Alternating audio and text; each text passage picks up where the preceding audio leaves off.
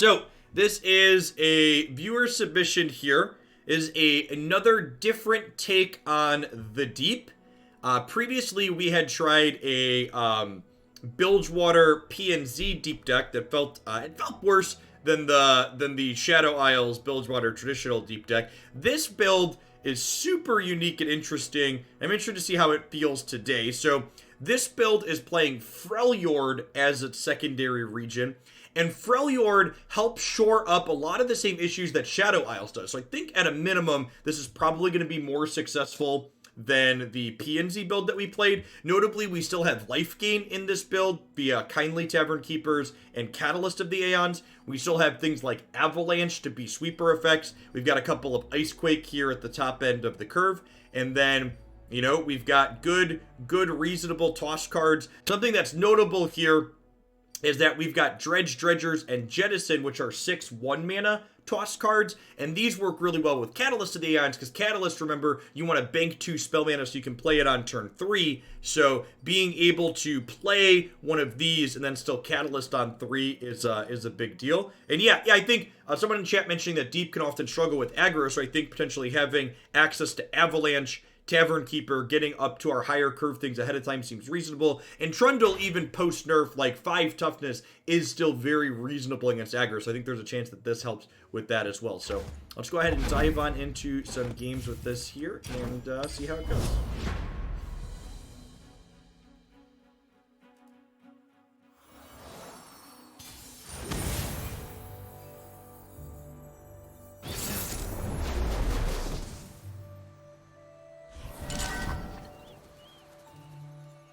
Opponent is playing Trundle, Tryndamere. I'm gonna mulligan all of these, looking for other things to toss so we can get as deep as quickly as possible. Avalanche is real bad in this matchup. Opponent is a control deck. Shinzu, thanks for the follow. Welcome to the channel. No reason to play this ahead of time. It is a burst card. We're also not going to be spewing any mana on this turn. And sweet, that's perfect. So we can Catalyst this turn as well. Insert Spider-Man meme here.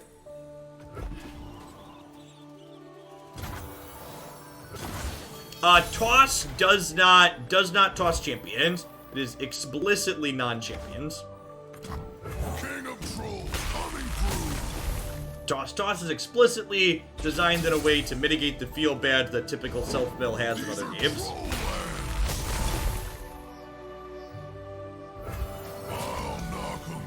Pepperbus, thanks for the follow. Welcome to the channel. Good morning.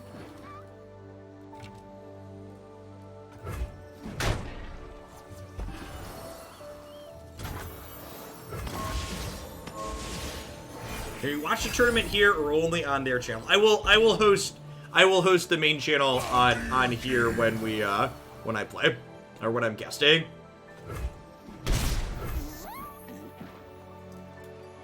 Empire for Hire, thank you for the 12 months of support. The holiday board does have fantastic music, I agree. Ghost Stalker, thank you for the 23 months of Prime. I really appreciate that. Welcome back.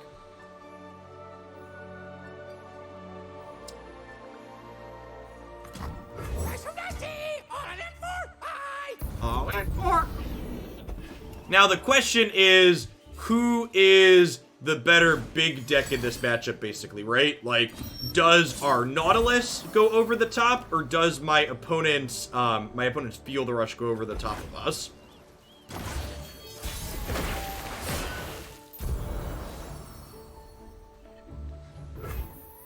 Okay, that's not bad.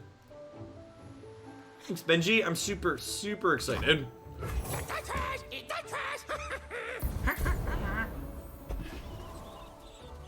Echoplex, thank you for the 2-month sub. Good morning, thanks for keeping me around. You're in my kingdom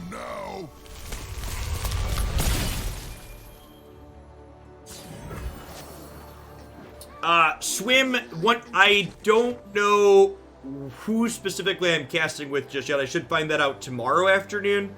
But I will be casting with either Freak or Pastry Time. So Swim and I will each get paired with one Riot person.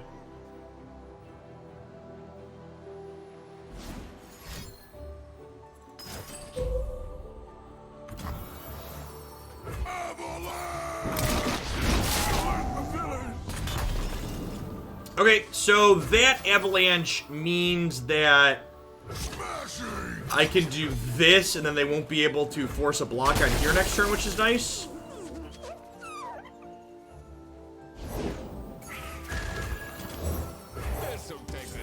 There's a good chance they feel the rush next turn and then we die. Freya, check. Thanks for the follow. Welcome to the channel. Good morning. So we're going down to 21 cards in decks. We're still too far off a deep. Oh, they're still short in Feel the Rush this turn. That's great. I'm gonna make a U-sickle! Hail to the king! Morning, Fabricator. Bow to your king! One smack'll do!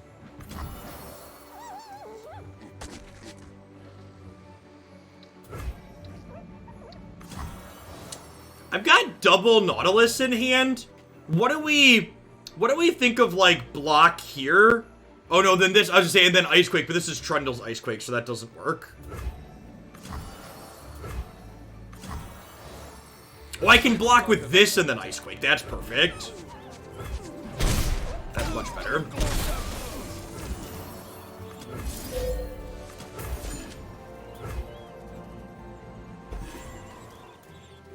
And then I'll be able to hit deep next turn, which is perfect. Well, they didn't bank mana to be able to feel the rush this turn, so I feel like there's a chance they don't have it at the moment. They could, though. That being said, this Nautilus is going to turn into a Riptide here, which is pretty great. Oh, I'm one off of deep. One off of deep. The next Pokemon VGC stream with Carter will be Tuesday night. We do that about once a week. Runeterra is great though. If you haven't tried it, would highly recommend it.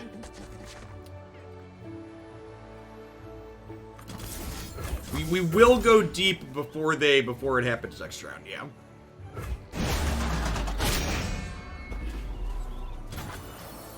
Dive deeper. So this puts me to 17 cards. Yeah, so not quite enough to trigger this, unfortunately. But we hit deep when we draw for the turn, which is gonna level Nautilus.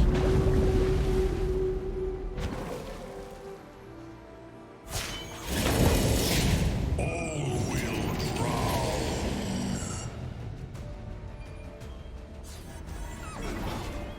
All might get ready for a beatdown. Do you hear the call? Think I just need to play around Atrocity if possible. Yep, not a whole lot we can do about that. Yes, round start effects happen before you drop. But I'm king.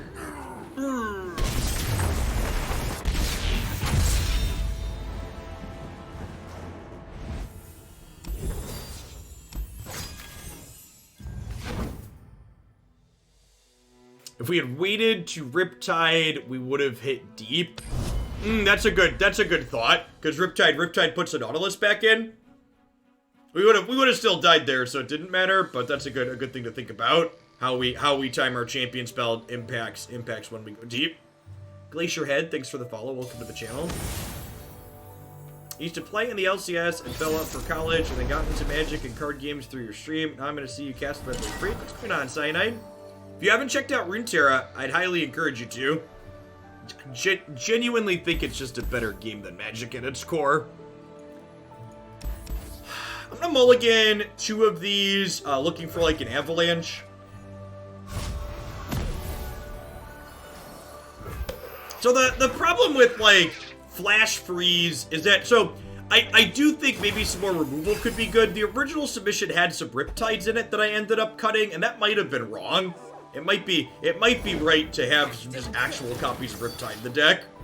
The problem with Flash Freeze is a very temporary solution to a permanent problem. So like, unlike the SI control decks, like we're not going to kill someone the turn after we Flash Freeze them is the issue. So it's not like we're not a Ruination deck where we're Flash Freezing to stall them from killing us and then like untapping and casting Ruination. Yayo, thanks for the follow. I appreciate that. Who is it? An MTG Sycophant. Yeah, that's part of why Wizards of the Coast would never work with me. Because when they would mess up, I'd comment on it. I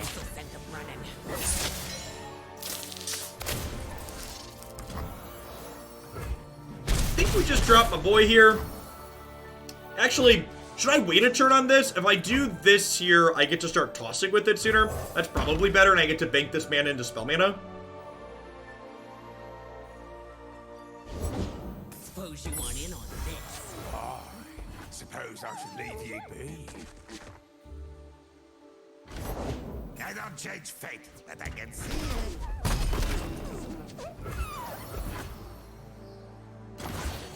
Ice Quake would be a great draw here. We got two of those.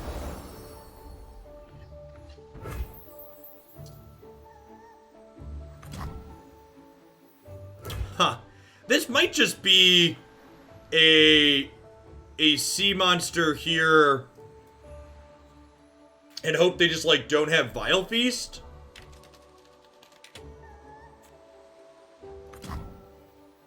I actually don't hate that. A lot of these decks don't play Vile Feast. They could have Warping Whale, I suppose. Whale's a card they play on occasion. Glimpse. I'm fine with that. I just wanna take pressure off their board. So young.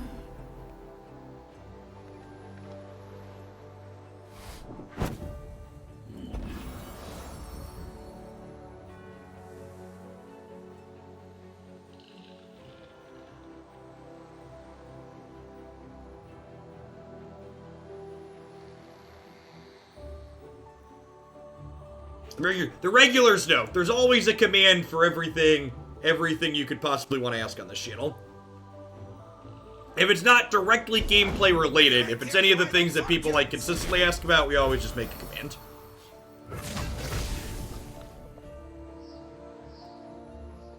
There is assistant!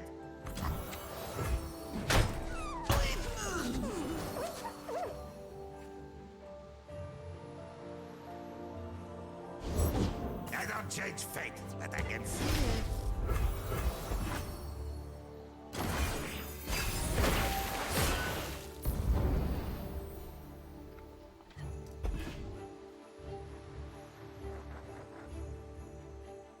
Play a Twisted Fate and Gold Kirby.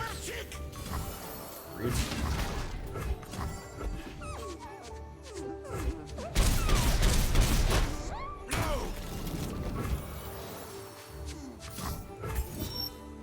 There's a Freljord Deep list that plays Elunks. Is there? Is there really?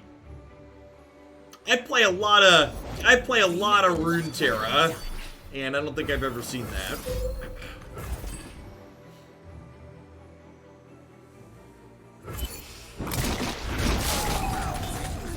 Goodbye, friends. Packed 'em good.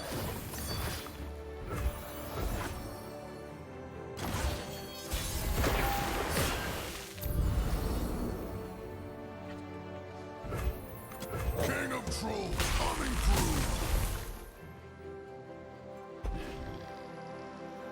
through. You know what? Maybe I'm supposed to salvage and soft pass there.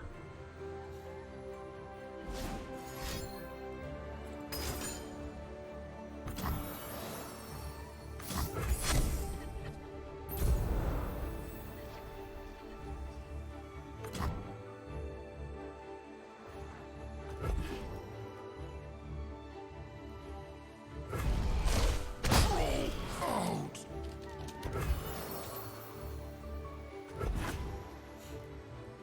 Or 22 cards, so even if we did this, this wouldn't hit next turn, so we'll just let it do its thing. Got a surprise for 'em.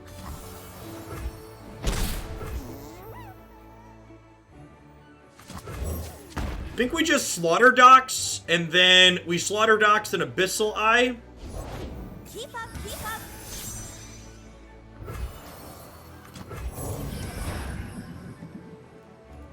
So this says, toss, if you are deep, destroy me. So if I do this, these should turn into sea monsters next turn, right? Okay, previous experience casting. Yeah, I ran my own tournament series here on my Twitch channel. You can find, if you enjoy Magic content, you can scroll back and see some of those.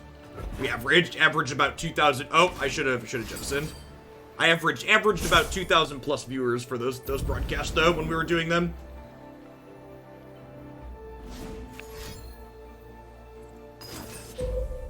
Yep. Maybe I'm supposed to wait to play this out until after I'm deep. Yeah, correct. So only during ground start. So during ground start, does this not work how I'm expecting?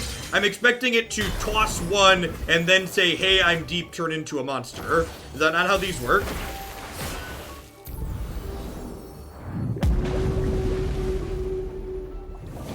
Okay, yeah, it works exactly how I expected it to. Got it. But usually things like that are super intuitive in Runeterra, so.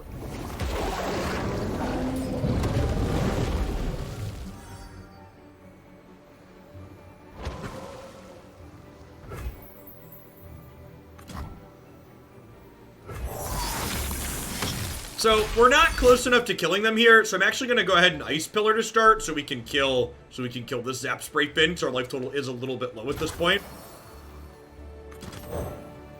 Leave your bags in the door.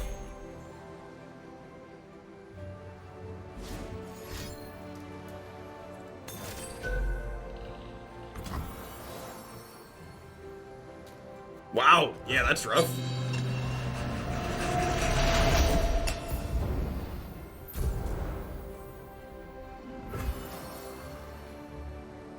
Alright, I think I do this right away because they do have Pack Your Bags up. The opponent's archetype has a very bad Shadow Isles Feel the Rush matchup. So playing a card like that that's good in that matchup makes a lot of sense. Oh, they weren't quite at that yet. Okay, so the next one's a guard.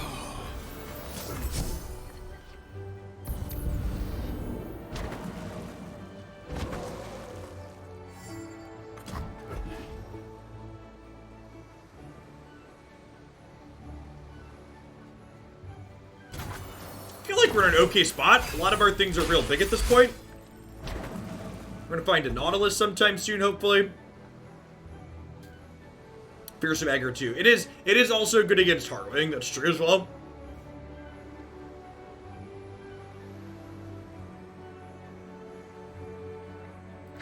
I think we see Recorder. This tosses 2 and then puts 2 treasures into our deck. And the treasures are all real good. Although we're definitely starting with Avalanche now, right? Are we? No, I'm gonna play C-Rec first. I don't mind this taking 2 points of damage. Because if they want to commit more things to the board tonight, Avalanche, that's good for us.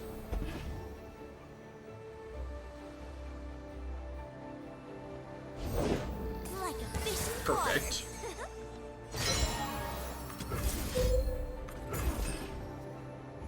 Goodbye, friends. This very likely drew them a Pack Your Bags, but like that doesn't kill this. They need a Pack Your Bags plus another Go Hard.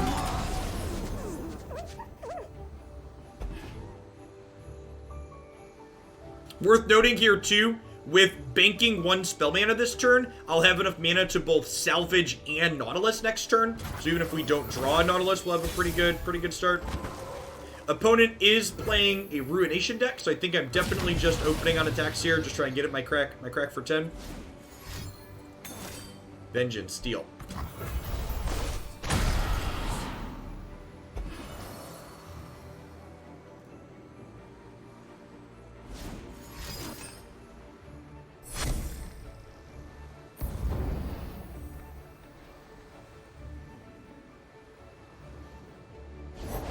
We playing bilge rules, son? How about the 4-mana draw 4, chat? How do we feel about the 4-mana draw 4?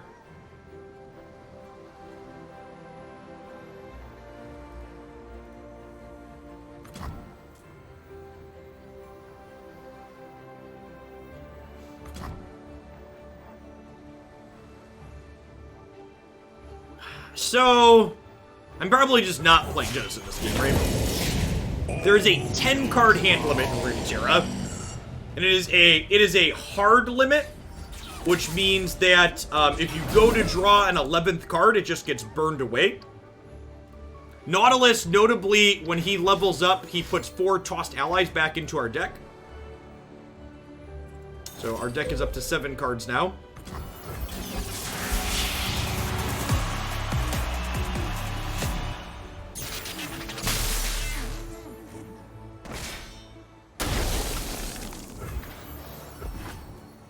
Oh, that cost 4 plus. Got it. Yeah, that's different than 4. I think it did actually end up being 4, but that's an important distinction.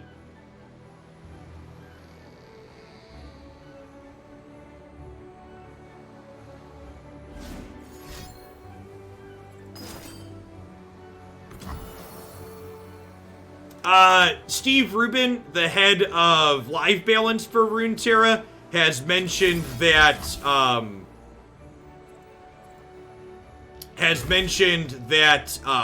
the cost on Gohard is probably a little bit too low. Yeah, Nautilus has a lot of bags. He doesn't tolerate being told to pack up. So this means that my Nautilus stays in play. And then my opponent notably no longer has Ruination mana, so we're gonna get to Plate Worm Egg here, and then have a very lethal open attacks.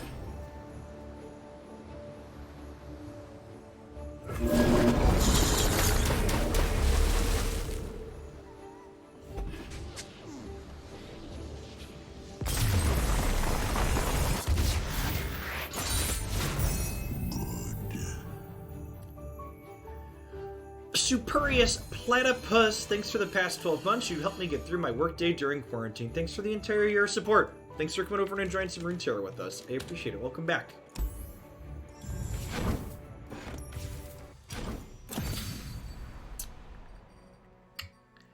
So far, Riptide's been really impressive. I'm gonna put another Riptide in the deck, I think. An actual copy of Riptide in the deck. It's really mediocre when we don't have Nautilus, but like, we have Nautilus quite frequently because you explicitly don't toss your champions, so yeah, I think I'm into that. I also kind of want to split Abyssal Eye and the Shipwreck Quarter. Shipwreck Quarter's been really good. Making treasures is pretty busted. All the treasure cards are really strong. Written She, thank you for the 27 months. I appreciate that. Welcome back. Thanks for keeping us around. The plate worms are just 5/5s that are deep, so they're just idiots. Diana Nocturne, definitely mulliganing these two. So the opponent's deck is usually an aggressively slanted mid-range deck, so some Kindly Tavern Keepers to buff our life total back up to start seems fine. Perfect.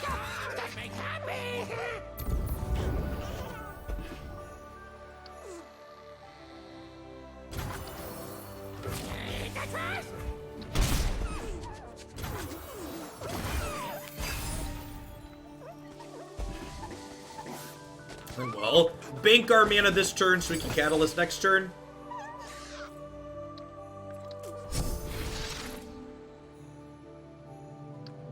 It was linked in the, I quote tweeted something, Kid's Path, on the Twitter post you're talking about, and the quote tweet has the link in it.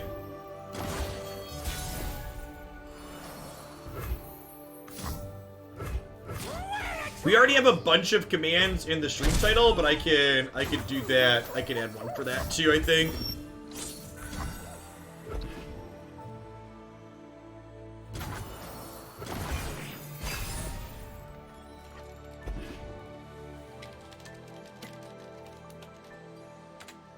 Yeah, I did a breakdown of the top 32 lineups for the NA seasonal tournament.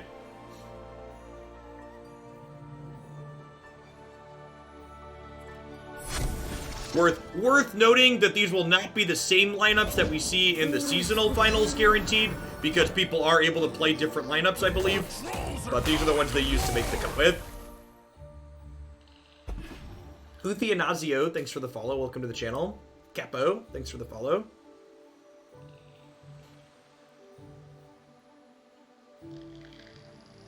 Trundle, doing brick wall Trundle things here. Nothing's tougher than a troll. This is ephemeral, so we'll just take the hit here. Remember, I've got 6 life gain rolled up in my hand, which is lovely.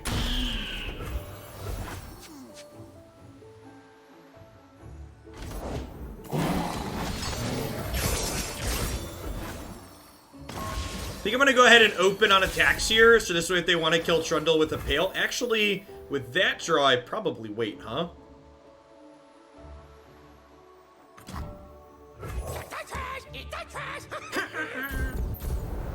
We'll lead on this and see if they play out something else that we can avalanche here, potentially. It also might be right to just, like, Tavern Keeper pass. Yeah, we'll wait and see if we get some more value out of this.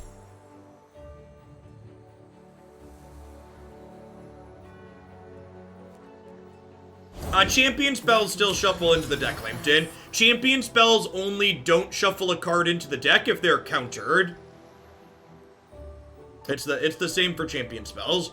If you nopify or deny a champion spell, just like nopifying or denying a go hard, then it won't shuffle back in, because it's actually countering the entirety of the spell.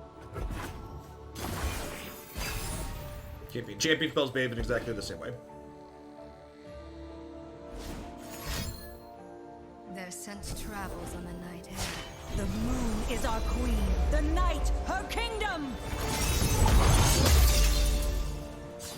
I'm pretty sure that's the case. If you're saying the thing we just played, the thing we just did showed that not being the case, that would be counter to my understanding of how it works.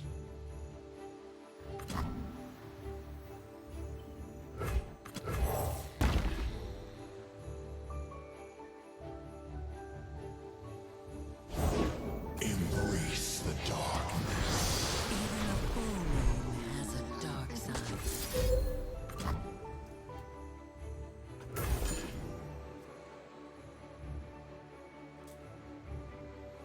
A little snowball. So I can't reliably do this here because of Pale Cascade.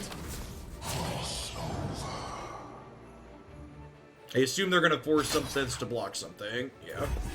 Do 9 here.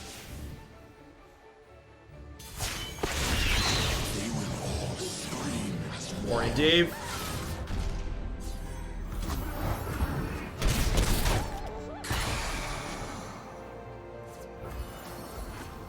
So we're gonna go up to 8 total mana next turn. Hey, Coco Bay, thanks for 13 months. Appreciate that. Welcome back. It's not letting you use Prime on the iPhone anymore, even through the browser. Weird.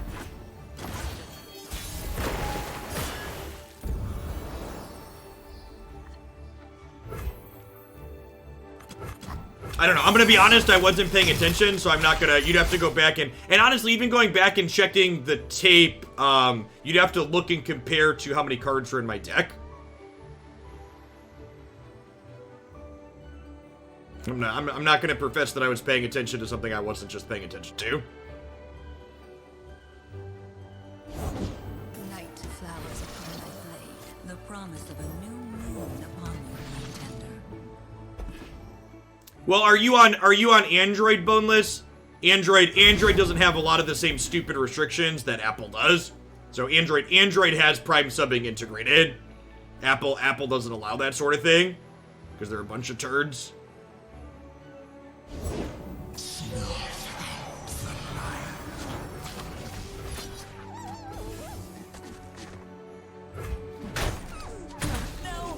Technically dead to open attacks here.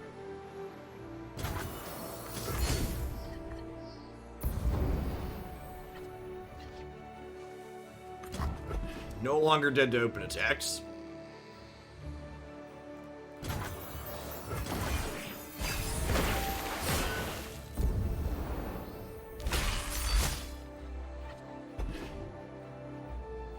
That also makes us not to open attacks. Lovely. Lovely.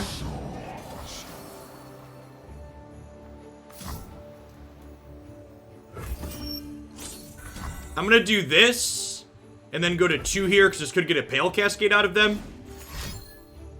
Her flowers bring the moonlight with them.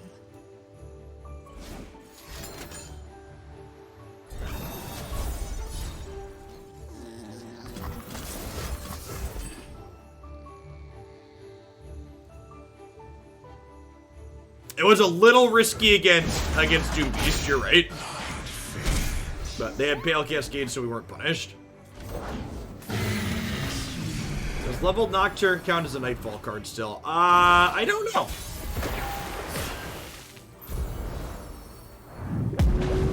Eclipse Dragon off Unspeakable Horrors is so disgustingly good. Especially in a matchup like this where they're grinding.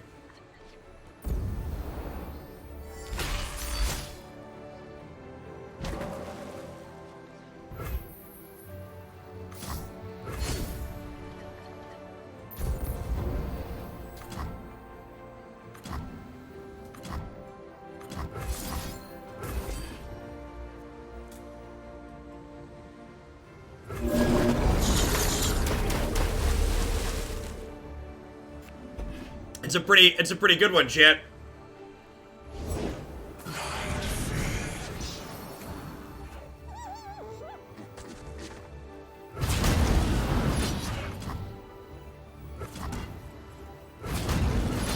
So I want to hook this with my bigger one, so this way if they Pale Cascade, I can still kill this.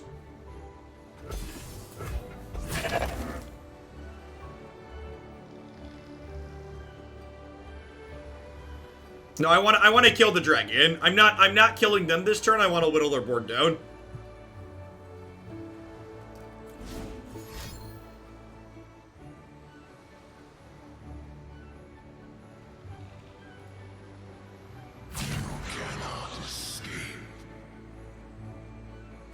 Their board is very scary. Oh, you know what? I'm gonna die to I would have died to Atrocity already, right? Yeah, maybe I probably should have opened on Tavern Keeper to play around Atrocity. That's likely what I should have done. They didn't have it, so we weren't punished, but I wasn't thinking about Atrocity. That's a card their archetype plays sometimes. Welcome to the tipsy hour. Unseen, unheard. Cygnus isn't a card they often play, and like, that's not a card I can play around, so it's like, kind of whatever. Oh, hey, look at that. A way to play around Cygnus. Cygnus, how I missed your light. Thank the mother you're alright. What have you learned? Oh, they are actually playing Cygnus. Look at that.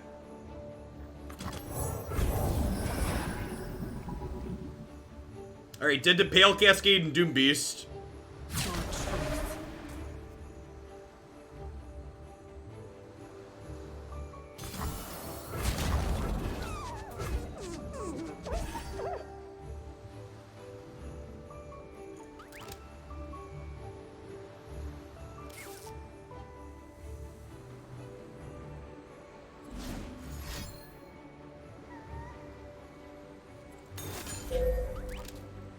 Also did that one.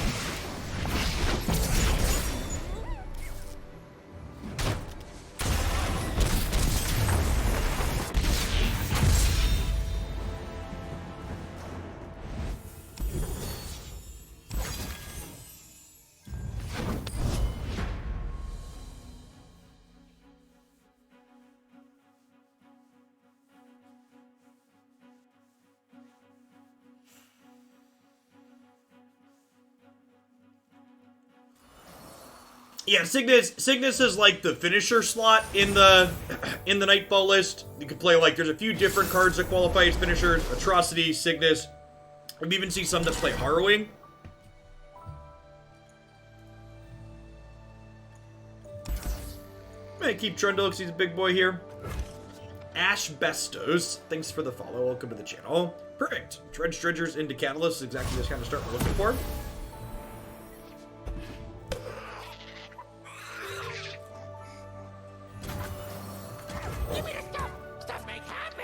I actually don't think that assessment is accurate, Zangrief. I actually think the Nightfall deck, the appeal to it is that it's a mid-range deck. It's not an all-in aggro deck.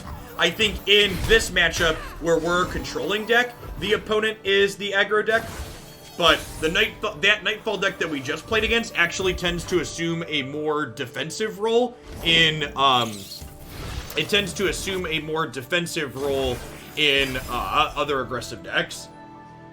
So like against things like Shen Fiora and Pirate aggro and stuff, it's the control deck. The world's a big place.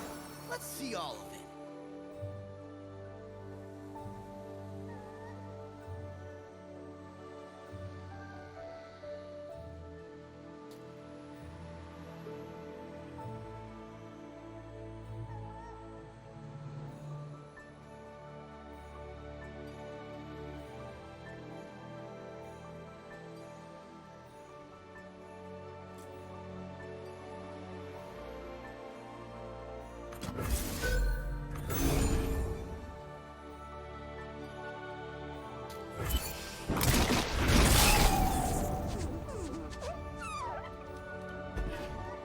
One shot, all skill. Ooh, that's gotta hurt. Where did all those days go? That's like the theme of 2020, right? Where did all those days go?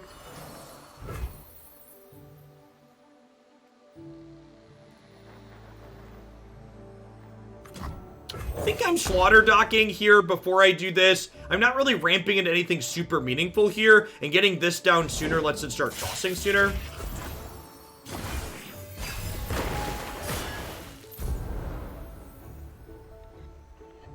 If your kids play sports, do you want all players, trainers, and coaches vaccinated?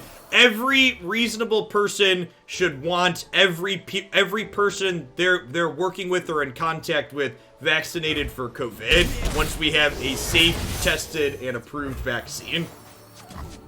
King of Trolls coming through. The fact that being anti-vax is a reasonable position in the United States is beyond stupid. Charge!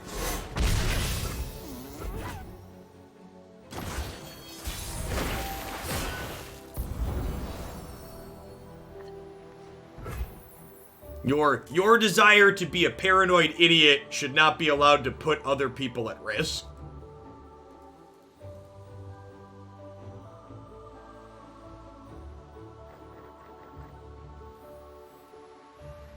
Bow to your king.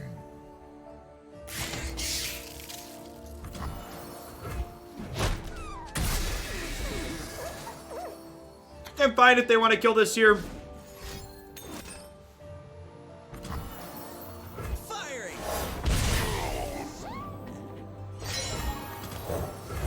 Go ahead and devour Israel here. Where am I from? I am from Central Illinois, about 2 hours south of Chicago.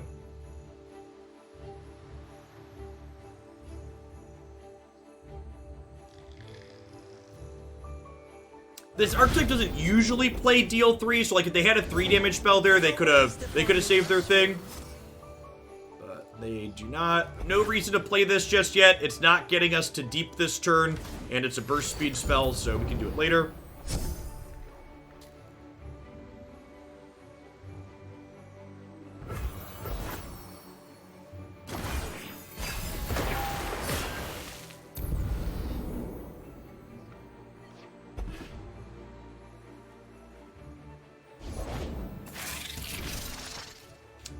That's getting stunned.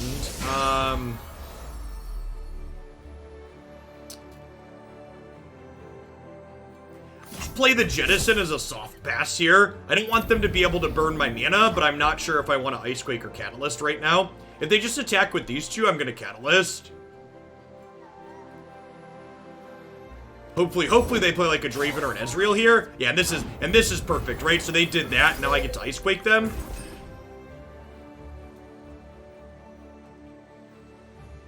So, like, this dies to a Mystic Shot now, but, all their stuff is gone, so that's fine.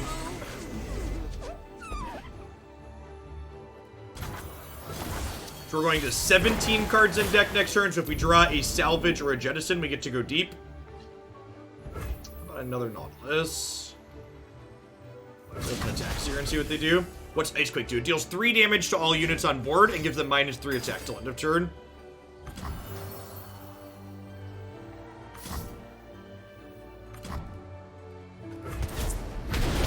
I'm actually gonna hit deep next turn.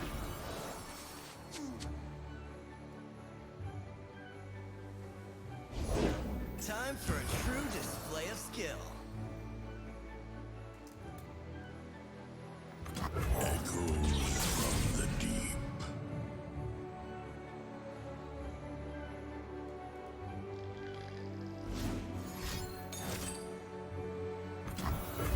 Have them now.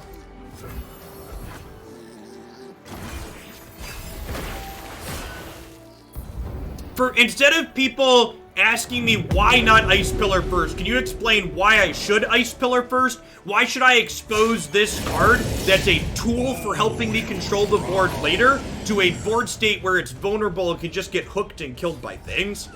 Please explain. Rather than asking me to justify my decisions to you, give me a reasonable answer as to why I should change what I'm doing.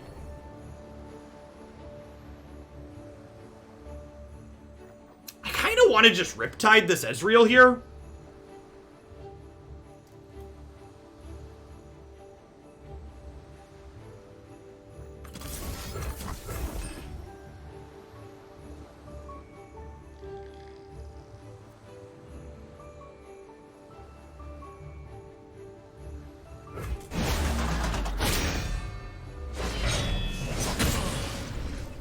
That was a second Nautilus, but I think that's an okay play still.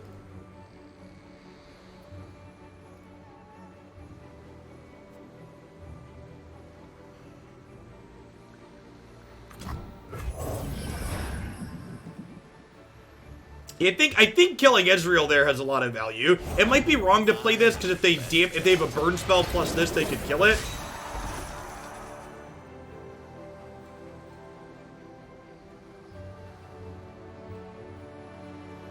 If they attack with both of these, I am going to go ahead and trade this for this. These are trading because they have the guillotine here. So they'll spend their last 3 resources and kill this, I assume. We're going to get a sea monster from this next turn, though, so... yeah, they have Tri-Beam. That generates random cards.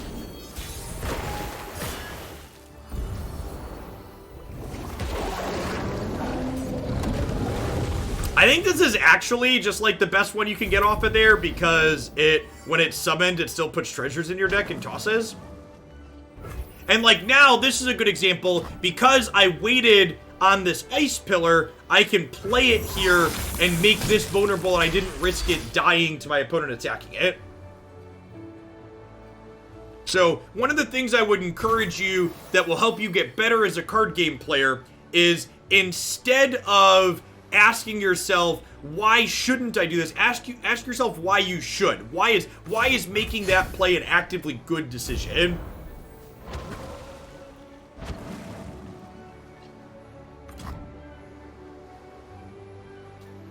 I did not, Yoshi. Great, 5 random cards in my hand, they cost 0. That sounds like fun.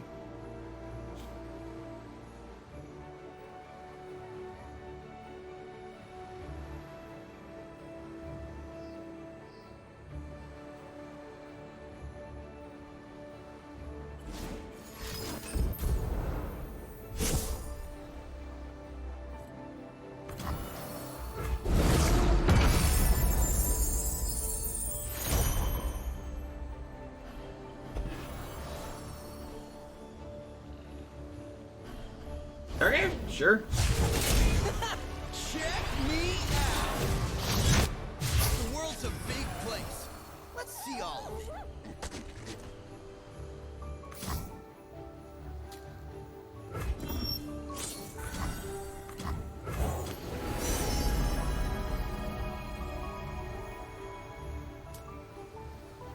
I don't have any other Celestial cards. We're not going to get any, so definitely just the Messenger here. Heart greet the night.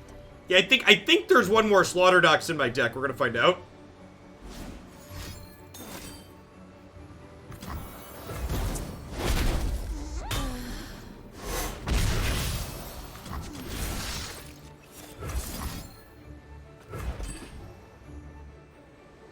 We might have tossed it, but it's free to find out.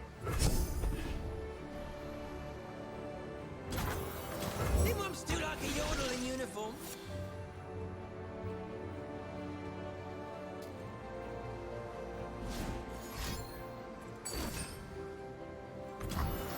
Firing! Hey, T-Chen, thank you for the 11 months. I appreciate that. Welcome back.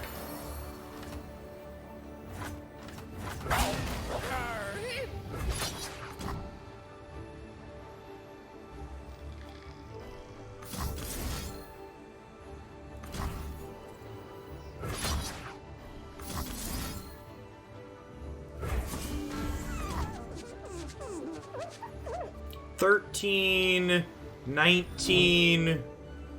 Really unfortunate that I can't hook this with this and force them to block with Ezreal.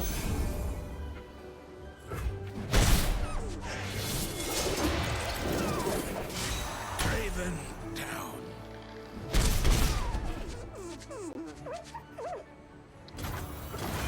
So the problem is, if I wait, Dave, if I wait, there's a chance that they just click OK.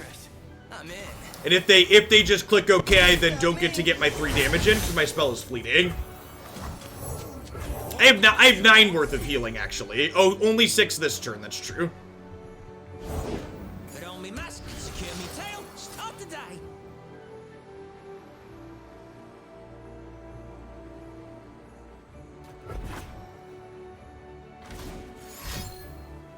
Oh, that's a harvest right there. So that's 1. This is 2. This is 3. This is 4, 5, 6.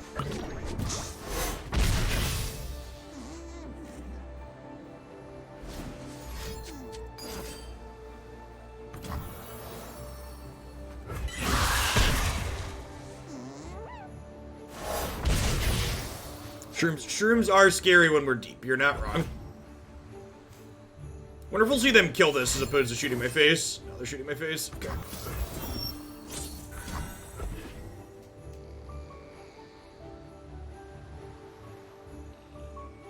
I think we're in an okay spot. So I get to... I'm going to 4, and I have 1 cap per card, and I'm banking 2 mana here, so I can Nautilus plus Catalyst next turn. It depends on their hand, but actually I feel like we're in an okay-ish spot at the moment. Echoes from the deep. I'm at 7. I got ways to finding mushrooms.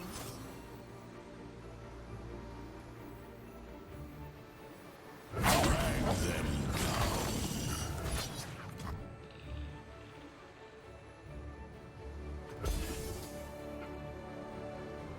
Hey, roar!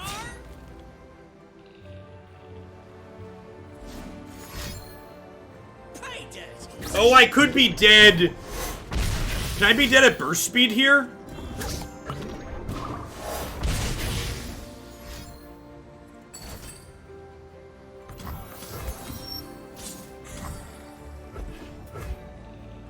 Yeah, heals.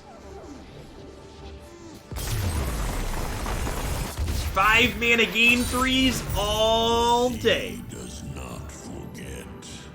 The sea does not forget.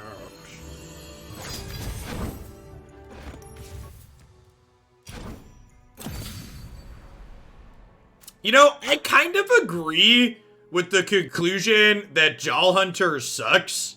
There's so many deal ones right now in just every deck. Is it crazy to cut this? What if we replaced Jal Hunters with what's his name? Where is he? The draw card. We just play Sentry? Like he's an X1 as well. Zap is super slow.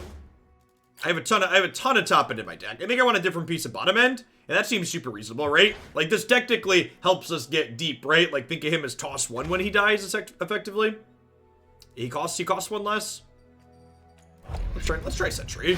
Sentry just like a good card.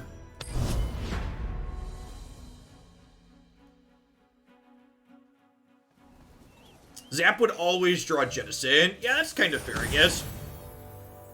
I don't know. 4 mana is still a lot for a 2/2.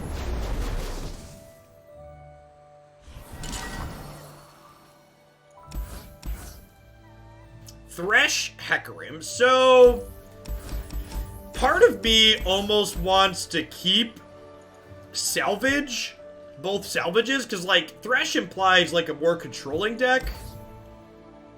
I'm gonna mulligan one of them. Alright, deal. I think the people expecting Riven today haven't been paying attention. Usually they spoil followers for a champion before they spoil the champion. So I would bet if they're doing Riven, it'll be tomorrow at earliest, and we'll see Riven's followers today. I just want to get the Slaughter Nox going to get deep as quick as possible. No plays on 3. That's great for us. I expect we'll get either Riven or Zoe's followers today, and then Riven or Zoe specifically tomorrow. Would be my expectation. Well, my assessment that they're probably a control deck appears to be accurate. Doing a whole lot of nothing. We're just getting plenty of time to set up. No, there's only 3 champions, Asian Dave. So there's not enough of them to do every other day. The trolls are going to war! The small card drops are only 3 champions. The February set will have 6 or 7 champions in it, whatever it is. Having a Vengeance kill Trundle as opposed to a Nautilus seems like a huge win for us.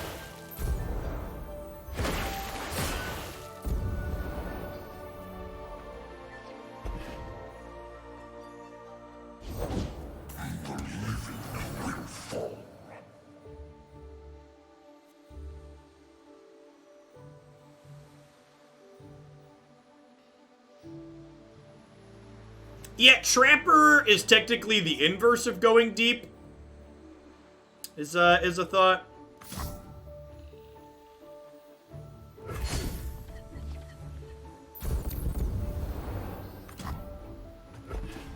We're gonna take a 9-ball here, but I think that's fine.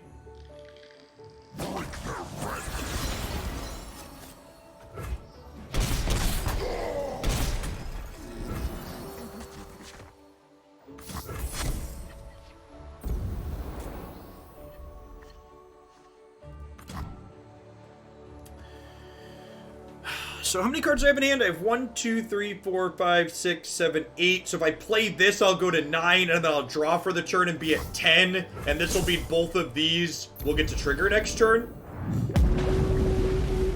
Which seems great.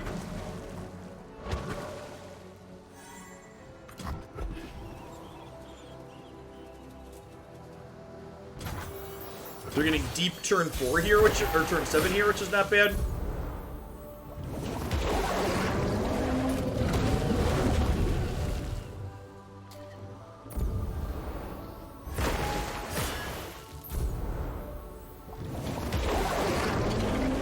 I mean, I don't think they have to have each region have exactly the same number of champions at all time. I mean, so long as each region has an okay number, I don't think it's that big of a deal. Opponent notably does not have Ruination mana this turn, so I'm going to develop a threat here before we attack, I think.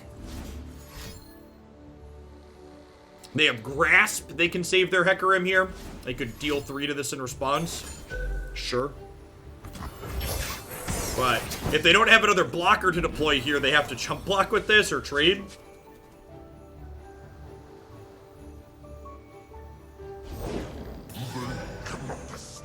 They're a mystery deck. That's interesting. I am lucky professionally. Takes years of practice and dedication to be as lucky as I am consistently as I am.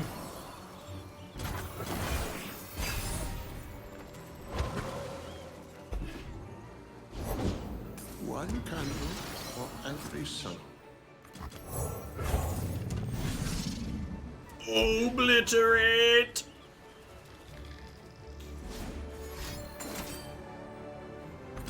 Got it.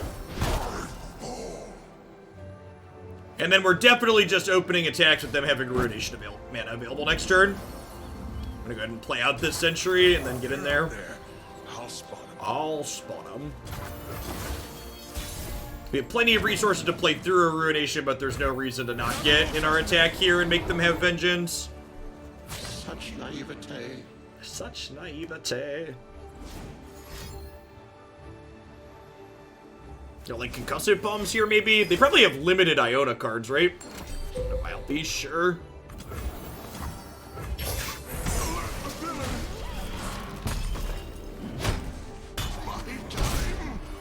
Yeah, for those that haven't been following us for the rest of the week, we will take a peek at the new cards after this game is done. Thanks everybody for hanging out today. Also, if you're new to the channel and you want my thoughts on the rest of the spoilers that have been going on for this set release, you can find all of them in a playlist on my YouTube channel there. I think I'm saving Nautilus for post, I'll save Nautilus for post-Ruination here.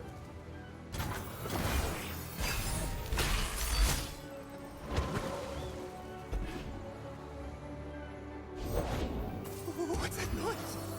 Thanks, Bob. I'm super excited for the chance to do it. So, if I play this Nautilus, they almost assuredly Ruination if they have it, right? And even if they Ruinate, I still have enough mana to make Plate Worms, which then kill them on open attack. So I think it's right to play the Nautilus here. The water rises. Yeah, like so even if they have the sweeper, we have the way to kill them through that. This deep deck actually seems really sweet.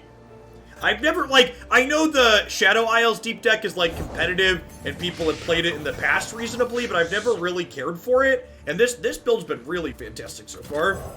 Like, I like a lot of what it's doing.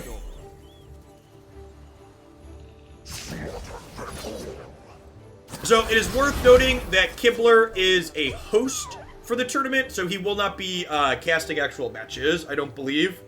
Let's talk about your tab.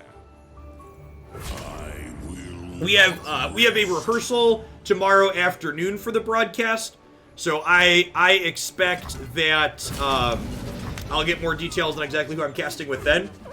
My understanding is that Swim and I will each be paired with one of the Riot casters.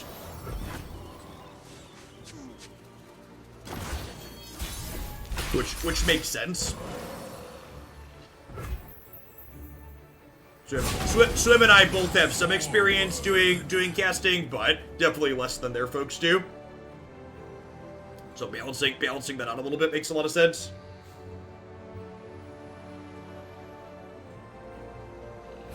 Pineapple Pizza Crew. Thanks for 11 months, Nixie. Welcome back.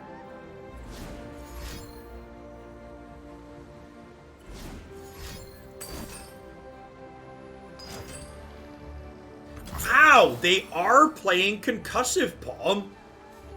That kind of surprises me.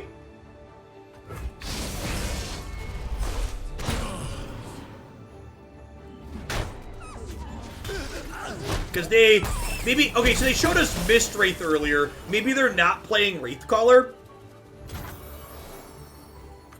These are troll lands. These are troll lands, also known as Twitch, an Amazon subsidiary.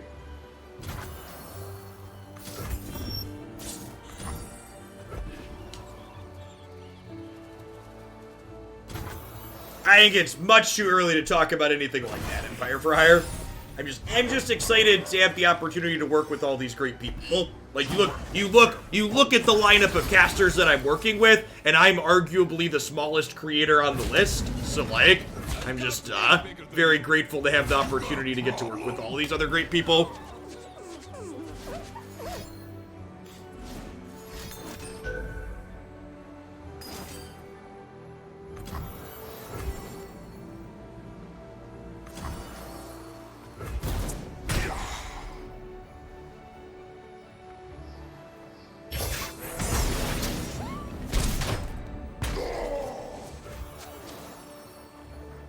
That does put them off Ruination. Let's start with Avalanche and see what they do. This gets rid of a bunch of their blockers and clears this out so I can Plate Worm Egg. A little snowball.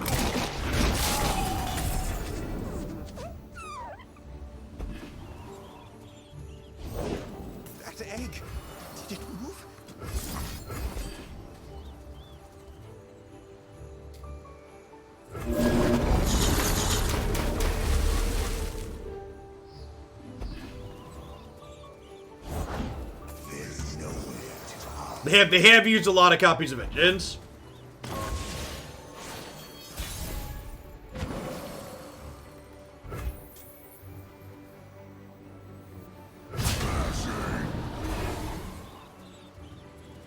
Alright, third lethal attack's the charm. Man, this deep deck is really great. And by that I mean I'm having a lot of fun with it. Alright, let's take a look at spoiler stuff, huh?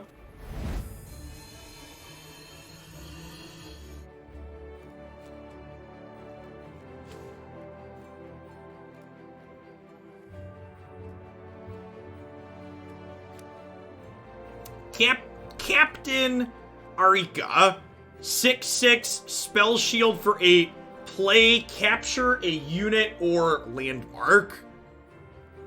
That seems really sweet, huh? Like, normally the downside to an effect like this is your opponent can just kill it right off the bat. So, like, being able to have a little bit of protection built in seems good.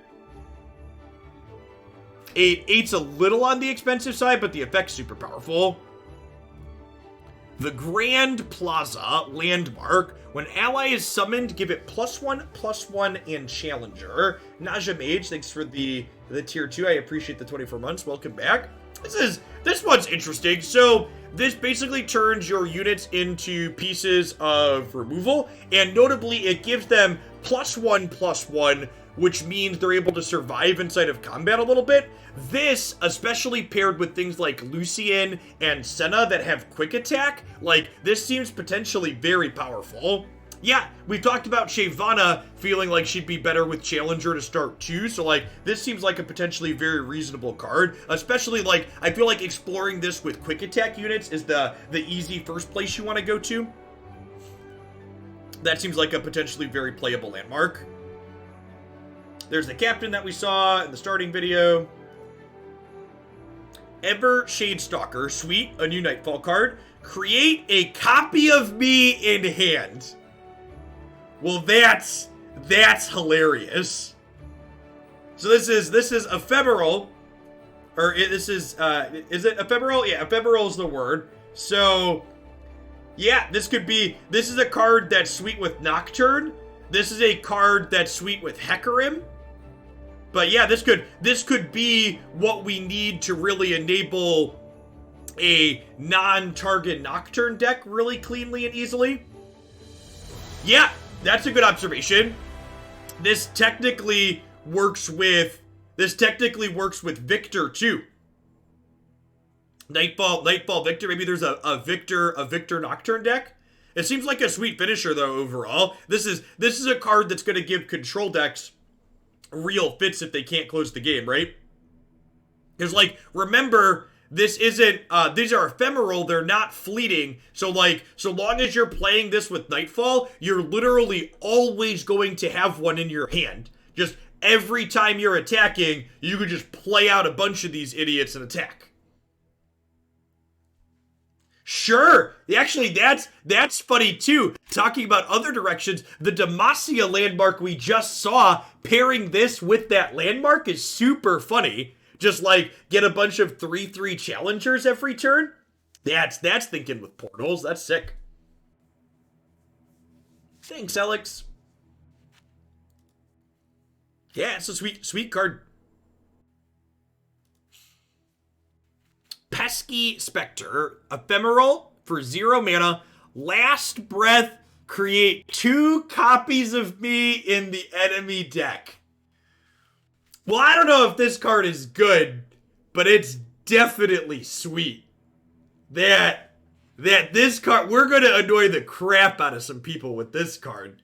That's hot. That's a delicious, this is a sweet design.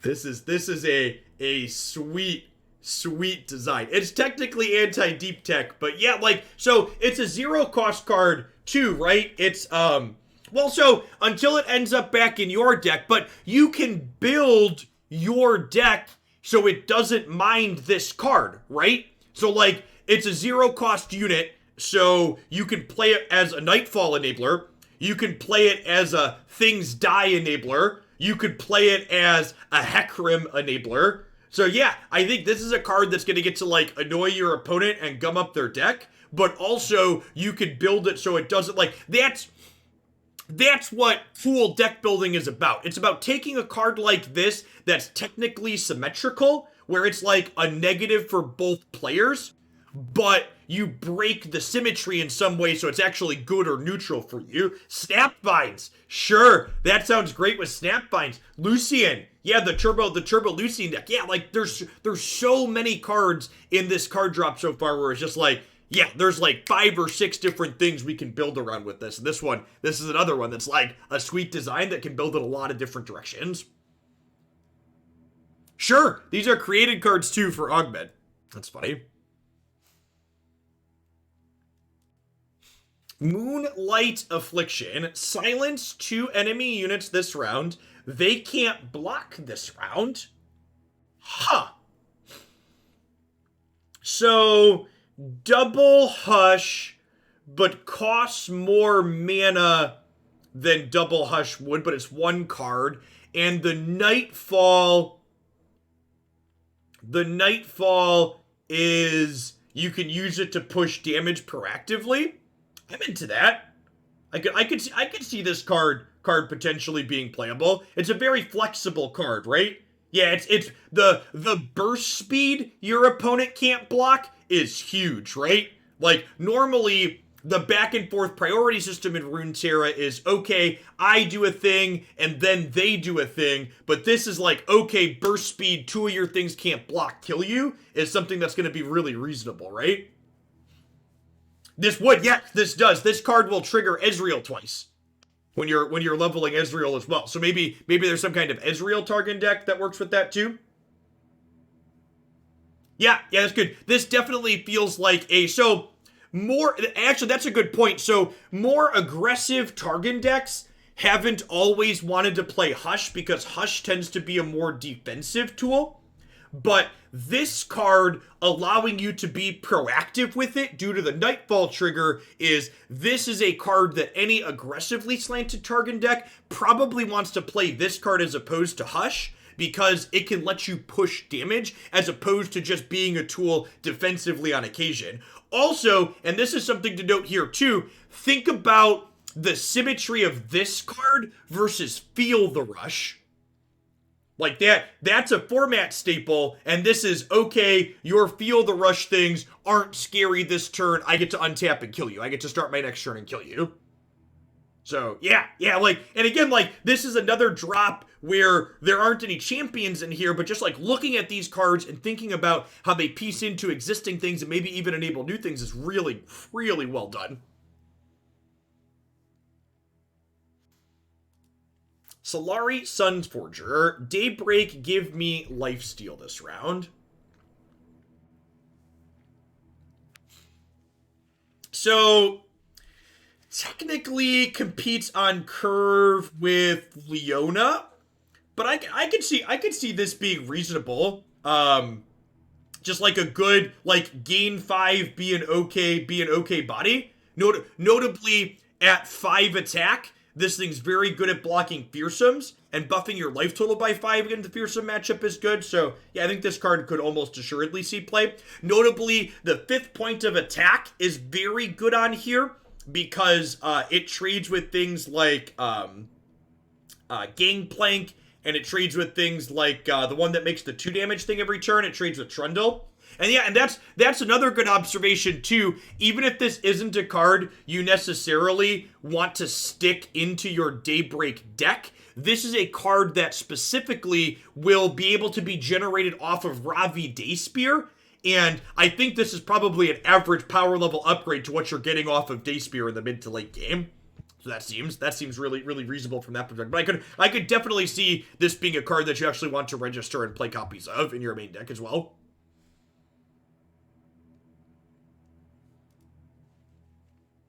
Targon's Peak. Round start, reduce the cost of a random card in each player's hand to 0 this round. Well, shit. So we're just like turns. Well, okay, so the people in chat that are saying turn 6 Asol, you are not dreaming big enough. You turn 3 Catalyst turn 4 Targon's Peak, turn 5 Orion's Sol.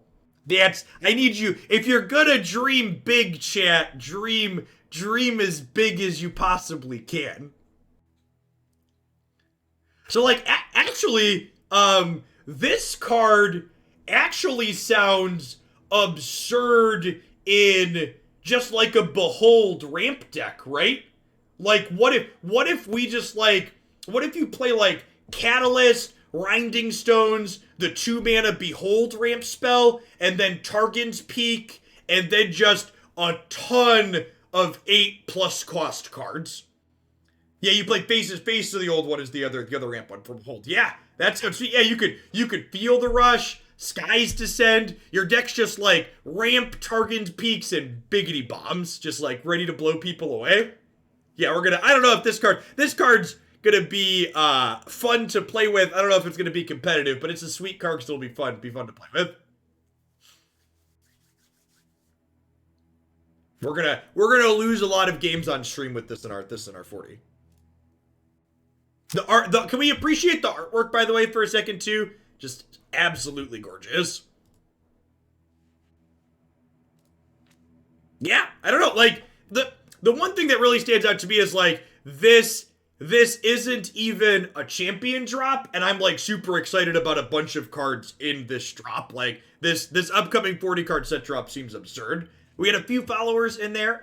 You, Shaki, Pokeball, and Lol King Cobra. Thanks for the follows. Welcome to the channel, folks.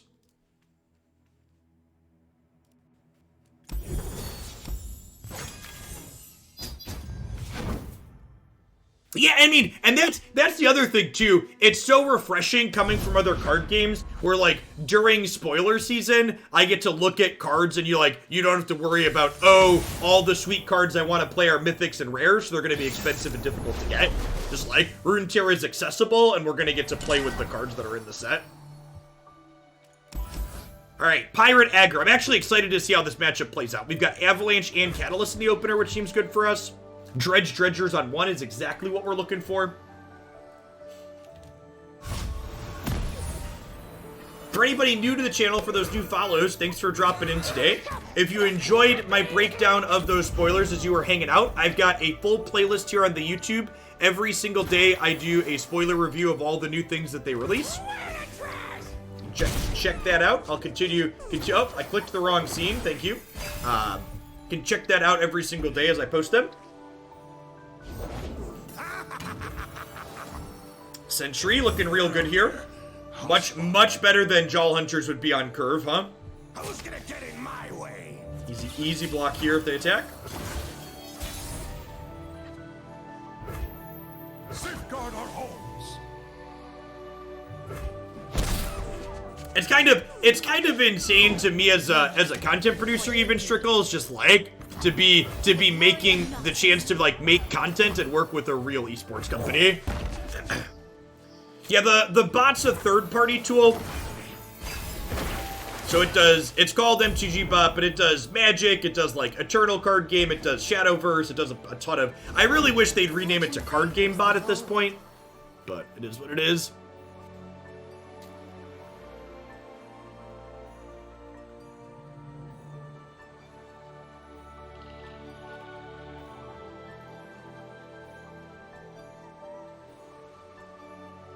I would recommend using the command Elvish Rage.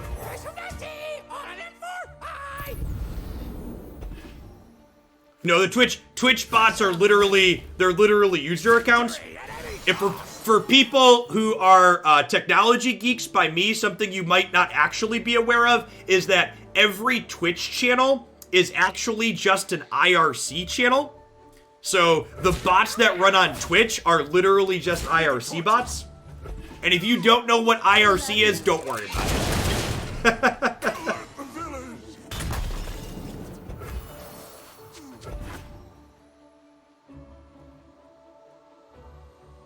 Yes, there will be broadcasts for, I believe, every regional tournament. Most of the same lineup, like Mogwai and folks, are going to be casting the EU tournament earlier in the day on the main Riot Games channel as well. If you go to the Runeterra news page, you'll be able to see details on who's casting what where. The NA broadcast team had just been listed as to be determined, and they announced it yesterday, finally. We might just get run down here. Wow, that block seems great for us. They have a deal to here that I'm not thinking of. For the Empire. I think that block for my opponent is super wrong. We might still end up just dying here, but I think they should definitely just take the hit and then be minor next turn. I'm pretty sure you can connect via an IRC client, VR Bob.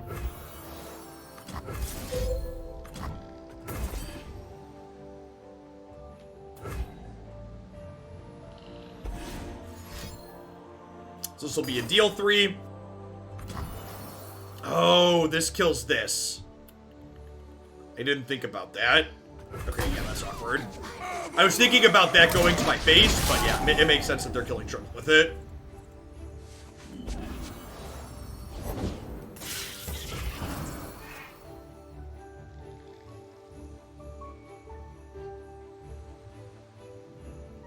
I think I do this to try and hit a Dredge Dredgers on the draw.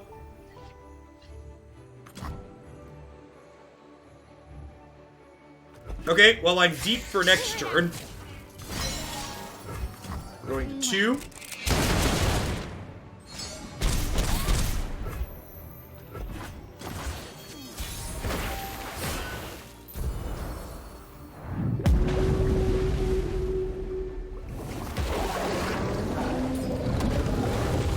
I'm unfortunately 1 mana short of where I would like to be here. I really want to Avalanche, but I also kind of need to hold up Catalyst this turn. I think we just accept that we're dead to a burn spell.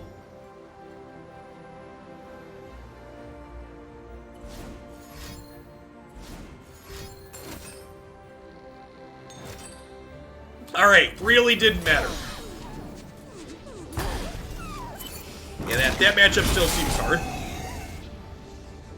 Which, I guess that doesn't surprise me too much. The traditional Shadow Isles deep deck also tends to have a tough aggro matchup.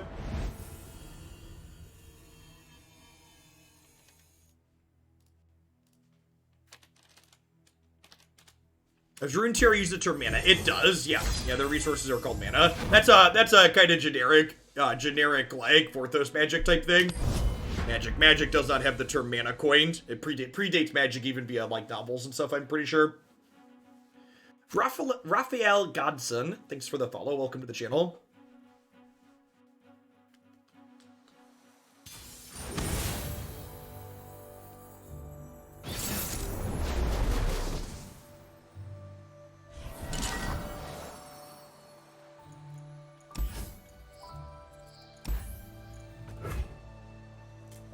I think I'm actually just keeping all of these.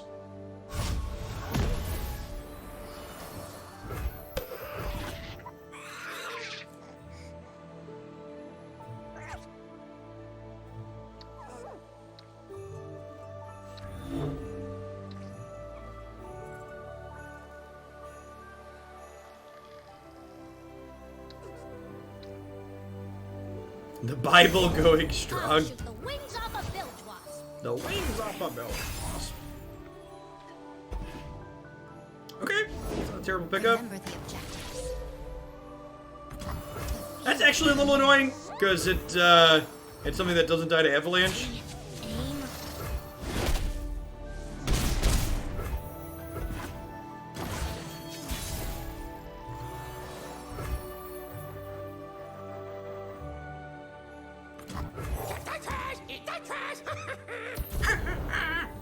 I think we're catalysting here. Last game I didn't prioritize doing this, and I think that was wrong. I'm one of the good guys, but not that good. We're up to 5 mana total next turn. This can gain me 3 on blocks. Finger on the trigger. Love ya.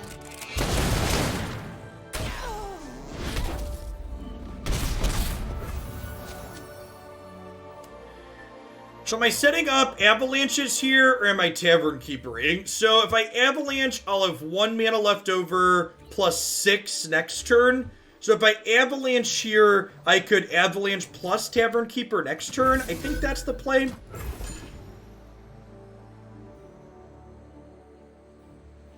So like do this, clear this out, mark some damage. Sure.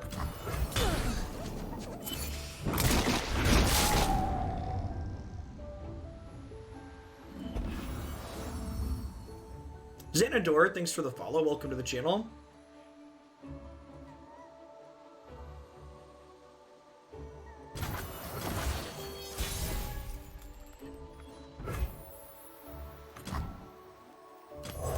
I'm gonna play this out here to see if I can get them to commit another thing to the board that dies this avalanche.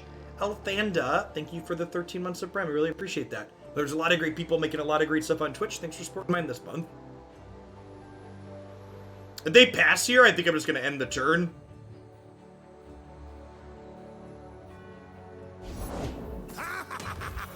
Perfect.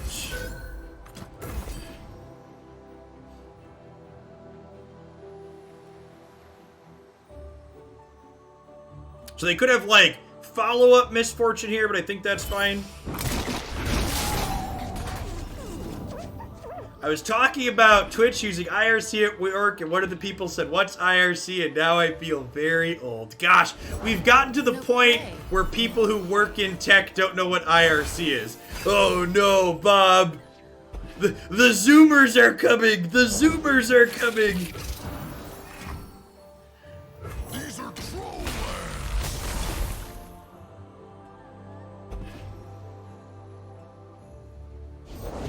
This doesn't change a damn thing between us. If you insist. Zoomer and software dev here, no idea what IRC is. Oh no. Spot 'em. Damn kids. Just saying.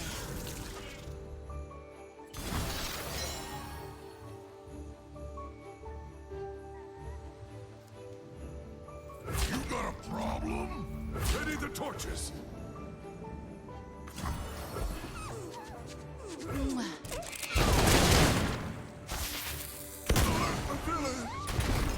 You know what?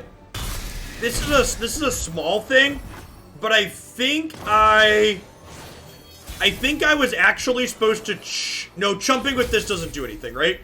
Because this would have gotten killed by Misfortune Trigger. Yeah, okay. So I think I have to Ice Pillar here and just accept that I'm dead to Decimate. I think I just have to hope they don't have Decimate right now. Snuffkinholic, thanks for the follow. Welcome to the channel. So if they don't have Decimate here, we get to Tavern Keeper after, but I want to get Trundle leveled so he can attack into Gangplank. For the glory of Noxus. Your king has returned.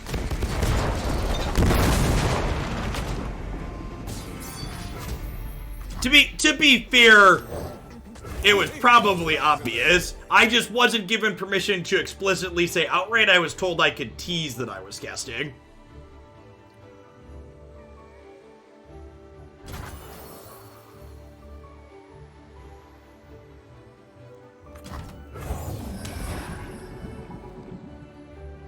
Hey, Dante Rodriguez, thanks for the tip. My bite. Can you bump up Turbo GP Sajani? I definitely can. Thanks for the support. Smashing.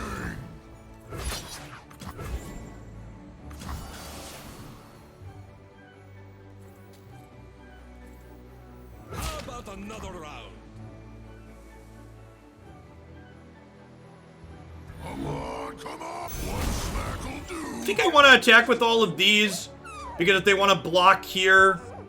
Well, this is Trundle's Icequake. Blocking here is still okay, though, because they don't have a great source to put Jack's Sleep with the Fishes onto. Routes closed.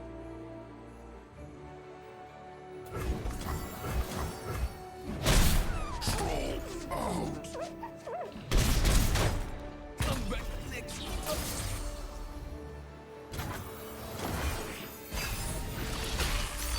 I promised a bloodbath.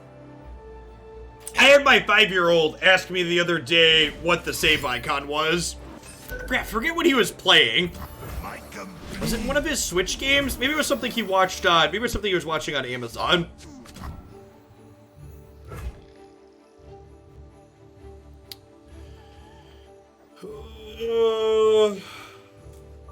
We're just trundling. These are troll So we're at that point of the game where if my opponent draws units, we're in an okay spot, but if my opponent draws burn spells, we're dead.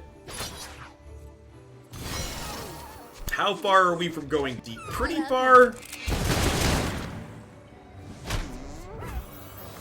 These old eyes still see far and clear.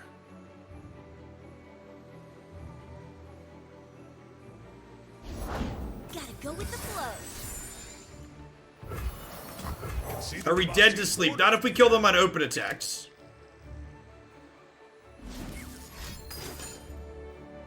I'll be damned. Yes.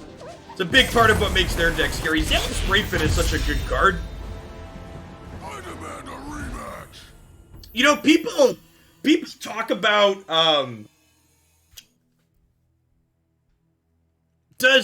is Zap being a 2/2 too good? It's kind of an interesting thought, right? Because we remember when they nerfed the Iona, we had the 3-mana Iona 2/2 that was elusive, and it got nerfed to a 1/2. Like, Zap is basically a 3-mana card, right? Because the way it attuned, it's not like technically a 3-mana card, but like functionally it's a 3-mana card.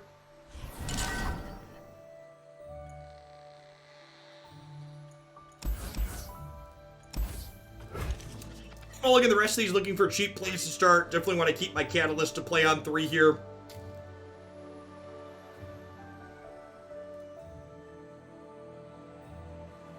Yeah, and through deck construction, Zap's like a pseudo-tutor, right? Like, you can construct the bottom end of your spells in your deck so it guaranteed draws the same thing most games. Like in the Pirate deck, for example, that we just lost to, it's very efficient because it basically always draws Noxian Fervor, so it's like a 2/2 elusive that always draws a deal 3.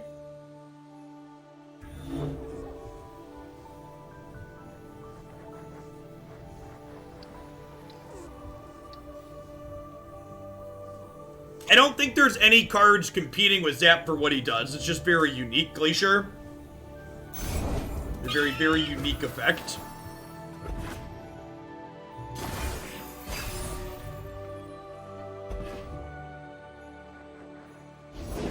I've got your back.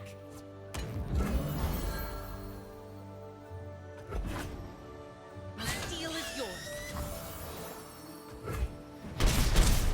Yeah, and in general, I'm a big fan of, like, creating an arms race power level rush of buffing a ton of things tends to be bad for games. That's how you, like, that's how power creep happens in other games.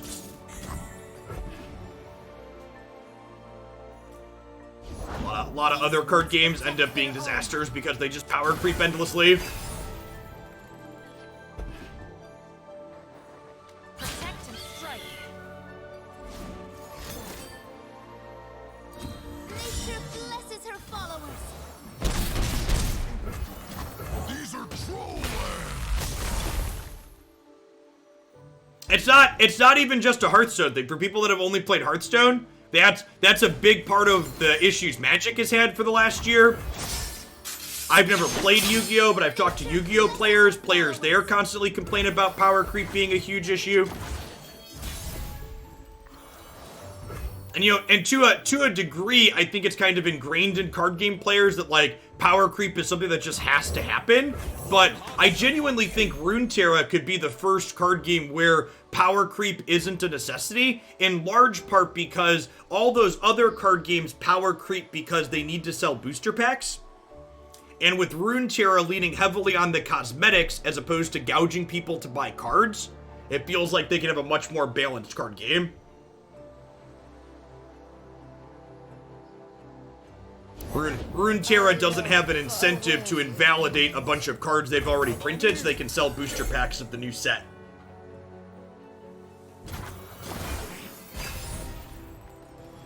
Well, Thresh isn't in our region, so The eye of twilight sees all. probably not a good. Probably not a good one.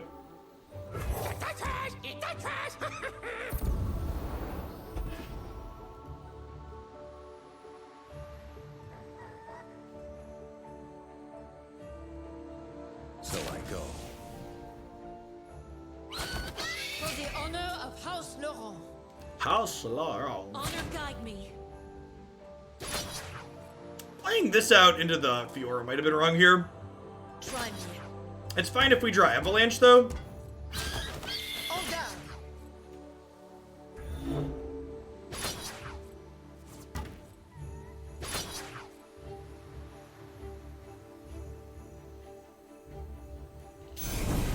Nature blesses her followers.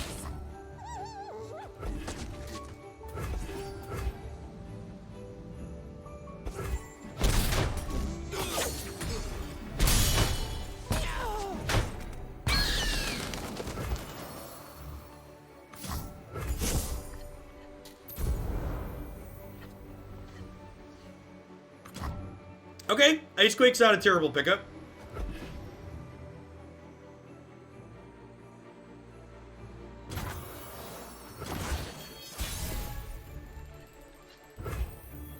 This one's on the house. To open attacks here.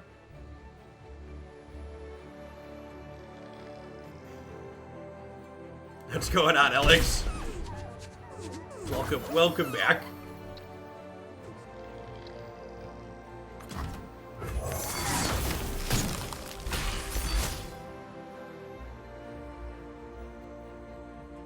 I imagine they're just gonna pass again here. There's a part where I get denied and then die.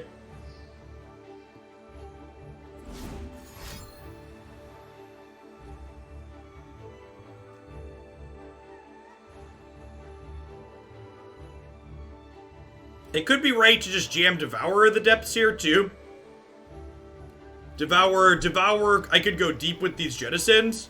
Yeah, maybe I'm just supposed to drop a 7/7 here. Try and eat their Fiora.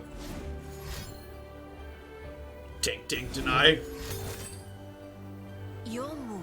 Oh, are we just putting some barriers up? Her followers.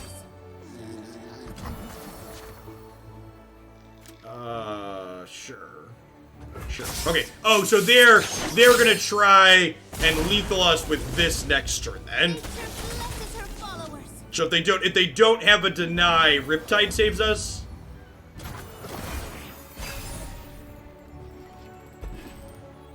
I find them unworthy.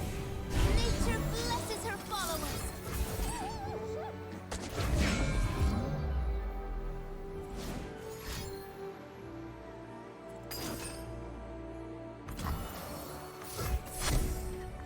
Yeah, I think my play here was wrong. I think I probably should have dropped Devour of Depths.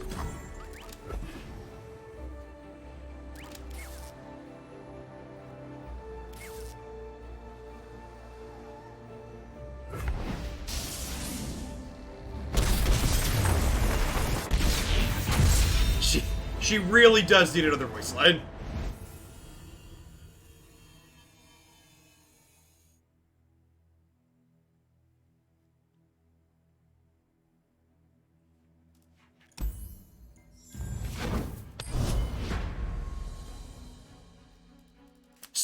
So far, this deck has felt a lot like the traditional SI Bilgewater Deep in that our aggro matchups feel like we end up pretty behind, but our control and mid-range matchups feel very reasonable. So this should hopefully be a decent matchup for us then, based on our experience so far. I'm gonna mulligan these two, definitely keeping Dredgers. I'm gonna keep the Salvage as a draw too.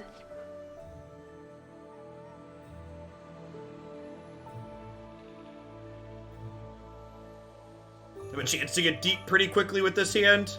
We'll go Dredgers into Salvage.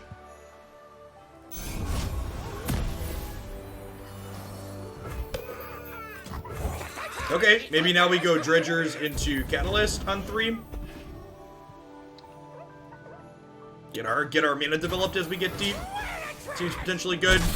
If we do this on 3, we can do Dredgers plus Salvage on 5. Or on 4, technically. Well, 5 mana on 4.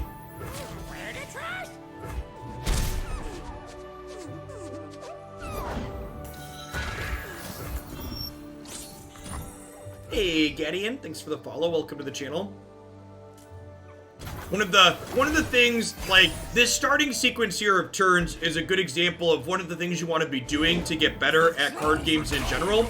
You'll note that when I opened my starting hand, I formed a plan of how I was going to sequence throughout the course of the game, and then as I added new cards to my hand, I talked about how we could adjust and pivot that sequence as we go. You don't want to be thinking about just the immediate upcoming turn. You want to be spacing out your future turns 2 to 3 in advance and figuring out how you want them to line up in the things generally. Okay, blocking with this. Let's do this and see what we draw first.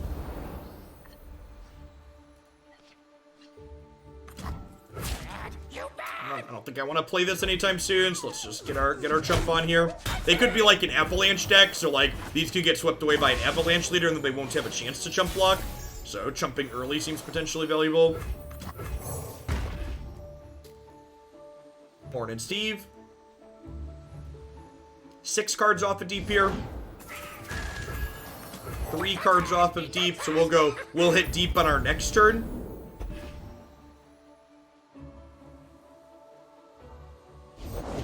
The trolls are going to war! Ready when you are. Always ready. And actually, with this, if Sentry dies, we'll be deep on their turn. Drop a big fatty here. Hatched Egg. So I'm assuming that's getting Eclipse Dragon plus Oriental here.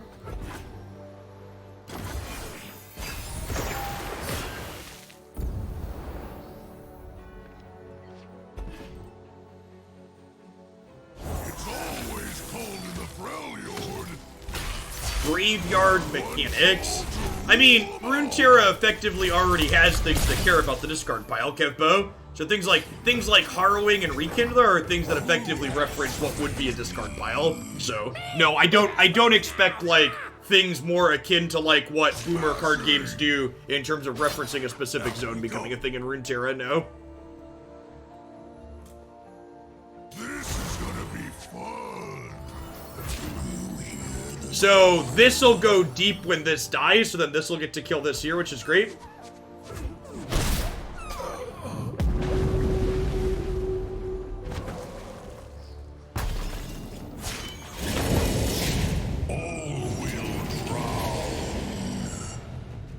Casting didn't require me to put a picture of me as my Twitter profile. Yeah, opponent should have attacked in a different order there for sure.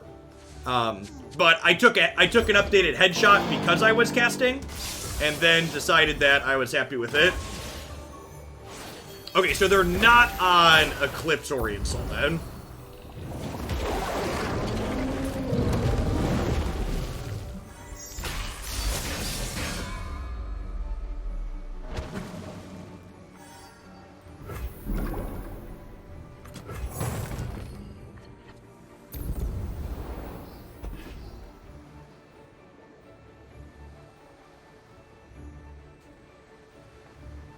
I think we're gonna let it rip into this Mind Splitter here.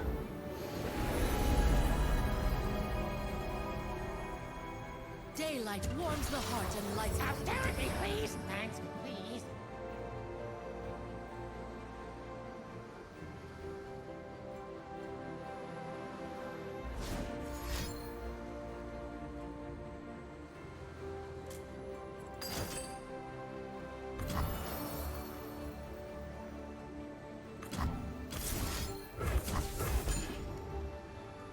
Swim's headshot was very funny. Based on his comment below, it sounds like he didn't know they were going to use that one. Come on, must have already had it or gotten it from somewhere else or pulled it off his socials. Believe or burn. Have faith. As someone who's been making content for various games for almost a decade, Rawaz, Riot has shown me more support as a creator than any other game I've ever worked with. Excuse me? Is this just so they can soft pass? I'm very confused.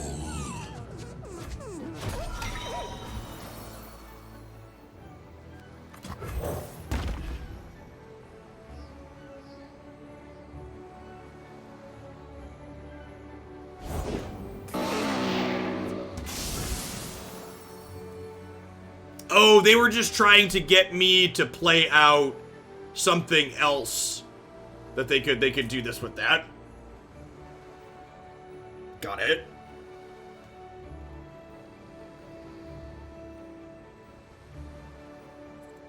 Huh? It's real annoying. The tide rises.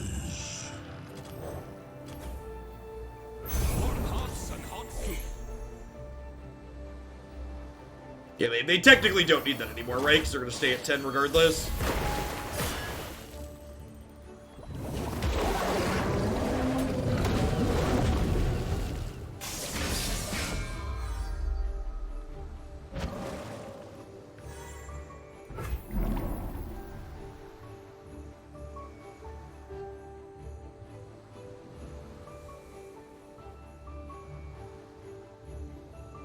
Yeah, Star City Games isn't a company that makes a game though, Necker. They're an independent tournament series. Those are different. They're vendors. And hey, and just for the reference, just like for a base capitalism lesson for people, like those companies only helped me because I made them incredible amounts of money. I helped them sell all sorts of otherwise unplayable cards.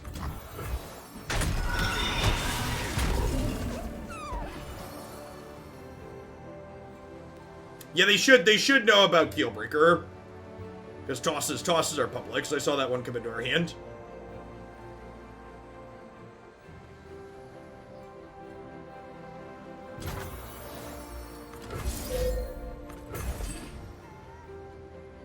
I own 6 Kiki Jiki and regret nothing.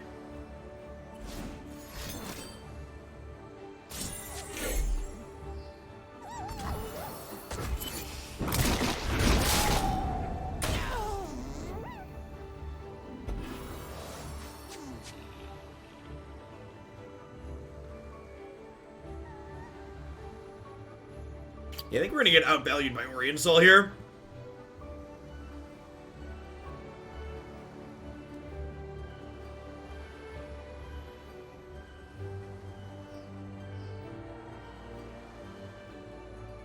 Have a good one, Necker. Thanks for dropping in.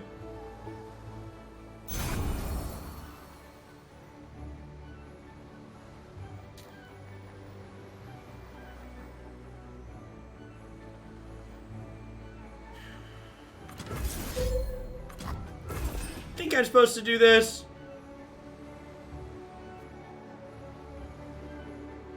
I don't know. Feels like we're dead here regardless. They just have so many cards in their hand.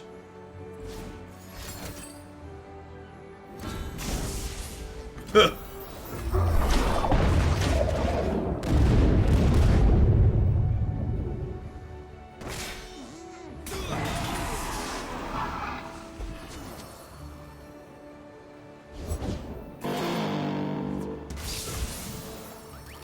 That'll do big.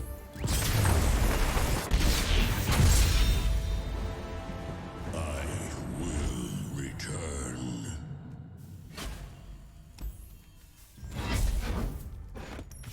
Okay, so, all in all, this deck felt fine. I don't know that I'd call it particularly impressive or particularly bad, but it had some okay games. It feels like it has a lot of the same problems that the SI deep deck does, and why that deck's only just like kind of second rung. So, and to highlight what those problems are is this archetype struggles against aggressive decks similar to SI deep does. And it also, at the same time, with the introduction of Oriensol, it's no longer the biggest fish in the ocean, right? Like, while Nautilus's stat line is technically the biggest thing around still, the amount of value that things like Oriensol generate in the late game as it goes long is super strong, especially like things like Mind Splinter, like we saw in that last game there, really give us a hard time because we don't have a ton of hard removal, and I think you just have a kind of a tough time keeping up overall.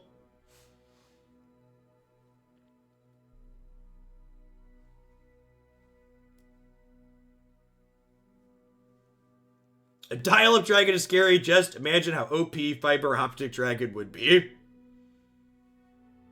That's great. Yeah, I don't know. Thoughts on changes at the end. Abyss I actually felt consistently like poop in that set. It was just kind of too small to do anything most of the time. Riptide ended up overperforming, and I kind of wish I would have kept more of those in. I feel like if I were to try this again, I would cut the Abyssal Eyes. I would go up to a second Riptide. This might help in some of the aggro matchups a little bit. And then maybe you play Shipwreck, another Shipwreck quarter. Another possible idea that somebody brought up earlier that we said it was a little bit of anti-synergy, but maybe it's just worth playing because it's a good anti-aggro card. Maybe we're just supposed to play some Everson Trappers. Like, Icequake was super clunky at the top end of our curve as an anti-aggro card. It's just, like, super easy to play around with all the barriers and stuff. So, yeah, maybe you do something like this to try and improve the aggro matchup. Get some 3-mana 5/5s into your deck. I could see something like that reasonable. I think 6 or 9 pieces of deep with Slaughter Dock being another deep. It's like 12 things that pay you off for going deep. Could be reasonable. So maybe something like this I would try if I were to try this again, or if you gave this a go and you wanted to try it yourself. All right, so we're gonna wrap on that.